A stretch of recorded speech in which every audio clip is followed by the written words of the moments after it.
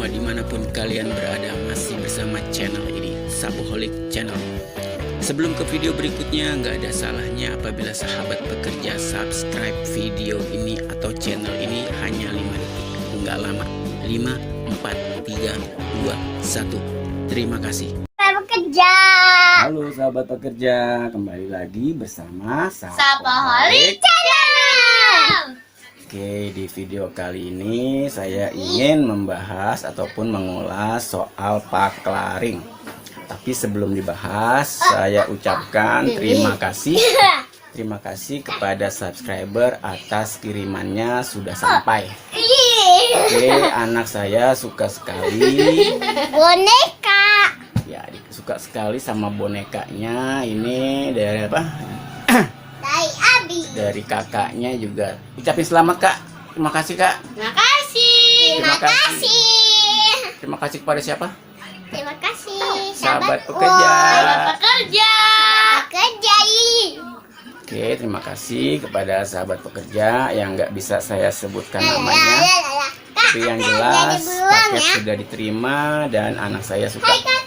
Oke, lanjut ke pembahasan bahwa paklaring adalah salah satu persyaratan yang wajib dilampirkan saat proses klaim jaminan hari tua. Nah, untuk paklaring sendiri itu banyak macam-macamnya, tergantung sebab klaimnya itu apa.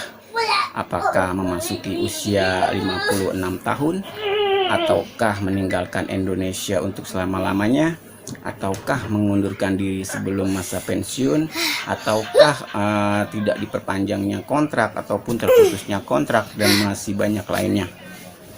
Nah, paklaring ini adalah surat keterangan yang dibuat oleh suatu lembaga atau badan atau perusahaan yang menerangkan tentang identitas karyawan, baik itu nama, alamat, dan jabatan tertentu di suatu perusahaan tertentu, dan juga mengenai masa periode bekerjanya, dari kapan dan sampai kapan. Nah, untuk saat ini ataupun video kali ini saya ingin menjelaskan tentang hal-hal yang perlu diperhatikan dalam melampirkan paklaring atau surat keterangan berhenti bekerja ataupun surat keterangan sesuai sebab klaim lainnya ya. Nah, yang perlu diperhatikan adalah satu, paklaring itu harus ada logo dan nama perusahaan serta alamat.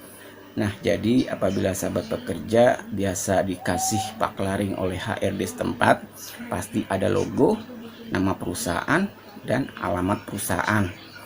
Nah, terusnya di bawahnya itu ada yang bertanda tangan di bawah ini, baik itu manajer personalia, baik itu direktur, baik itu HRD ataupun pejabat wewenang yang dikuasakan untuk membuat surat keterangan tersebut. Nah, setelah itu pasti akan ada yang namanya nama peserta karyawan sendiri, baik itu nama, nomor NIK KTP, alamat, dan jabatannya itu apa, pasti tertera di paklaring. Dan juga ada yang harus tertera masa periode bekerja. Nah, ini yang harus diperhatikan, bahwa paklaring harus mencantumkan masa periode bekerja. Jadi sahabat pekerja itu bekerjanya mulai kapan dan berhentinya sampai kapan. Jadi harus ada periode masa bekerja. Nah, setelah masa periode kerja itu dicantumkan, terus biasanya paklaring itu ada keterangan yang menyebutkan alasan dibuat paklaring tersebut. Apakah karena itu mengundurkan diri, apakah karena peserta karyawan meninggal dunia, atau apakah karena perusahaan tidak diperpanjangnya masa PKWT ataupun perjanjian kerja waktu tertentu, dan masih banyak lagi alasan yang bisa dicantumkan di paklaring tersebut. Terus juga yang perlu diperhatikan dan banyak yang salah dalam melampirkan paklaring itu adanya ada tanda tangan, tidak ada tanda tangan dan stempel perusahaan. Nah, ini harus dicek sahabat pekerja sebelum mengklaim jaminan hari tua. Cek paklaring apakah ada stempel dan apakah ada tanda tangan yang membuat surat keterangan tersebut. Kalau tidak ada, mintakan segera oleh HRD-nya untuk tanda tangan dan stempel perusahaan. Ini adalah syarat wajib, harus ada stempel dan tanda tangan nama jelas. Oke sahabat pekerja, jadi paklaring ini bukan hanya untuk yang mengundurkan diri ya, tapi kebanyakan yang mengundurkan diri. Tapi sebenarnya paklaring itu ya bisa saja karena peserta karyawan meninggal dunia, peserta karyawan tidak diperpanjang masa kontrak, peserta karyawan meninggalkan Indonesia dan bekerja di luar negeri untuk selama-lamanya, ataupun juga sahabat pekerja telah memasuki usia 56 tahun. Nah, itu bisa dibuat paklaringnya. Jadi tidak hanya sebatas mengundurkan diri, tetapi apabila terkena PHK karena terputusnya kontrak, itu bisa dibuatkan. Yang penting tadi jangan lupa cantumkan nama yang berwenang yang membuat itu siapa, terus nama peserta karyawannya siapa, dan masa periode kerjanya itu dari kapan sampai kapan, itu harus dicantumkan. Dan yang paling penting tanda tangan serta stempel perusahaan itu wajib. Nah, buat sahabat pekerja yang hendak mencairkan saldo jaminan hari tua lebih dari satu kartu, apabila saldo tersebut belum dilakukan penggabungan ataupun belum dilakukan amalgamasi, maka paklaringnya harus sendiri-sendiri ataupun harus masing-masing. Semua paklaring harus dilampirkan. Tapi apabila sudah dilakukan penggabungan saldo dan ataupun sudah dilakukan amalgamasi, maka cukup melampirkan paklaring dari perusahaan terakhir saja. Nah, sudah cukup jelas ya sahabat pekerja. Jadi apabila yang ingin mencairkan lebih dari satu kartu dan belum dilakukan penggabungan saldo, maka paklaring wajib dilampirkan untuk setiap kartunya.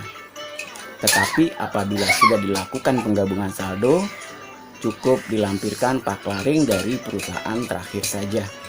Nah, proses penggabungan ataupun amalgamasi saldo sendiri yang masih aktif bekerja, saran saya lakukan amalgamasi sekarang.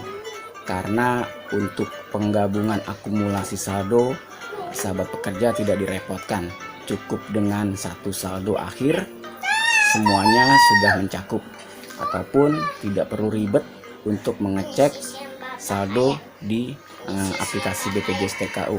Dan tidak perlu banyak-banyak kartu untuk mengecek saldo. Nah, oke sahabat pekerja, mungkin sekilas saja informasi ini saya bisa berikan seputar paklaring. Semoga bermanfaat, semoga membantu. Dan jangan lupa untuk komen di video ini apabila ada yang perlu dipertanyakan. Dan juga jangan lupa untuk share ke sahabat pekerja lainnya agar sahabat pekerja memperoleh pemahaman yang sama, informasi yang sama. Oke sahabat pekerja, saya ucapkan selamat buat sahabat pekerja yang telah berhasil mencairkan saldo jaminan hari tua dan telah berhasil ditransfer ke rekening masing-masing. Dan buat yang belum berhasil, semangat terus, tetap berusaha, yakin, optimis, dan tunggu saat jadwal antrian pada hari H-nya. Jangan kirim tergesa-gesa, jangan kirim terburu-buru. Gunakan spare waktu untuk mencari informasi, mengumpulkan informasi, mengumpulkan dokumen. Setelah semua lengkap, semua setelah yakin, baru eksekusi. Dan tunggu pada hari H-nya akan diverifikasi dan dikonfirmasi lebih lanjut. Oke sahabat pekerja, sampai berjumpa di video berikutnya. Salam sukses dan terima kasih. Terima kasih.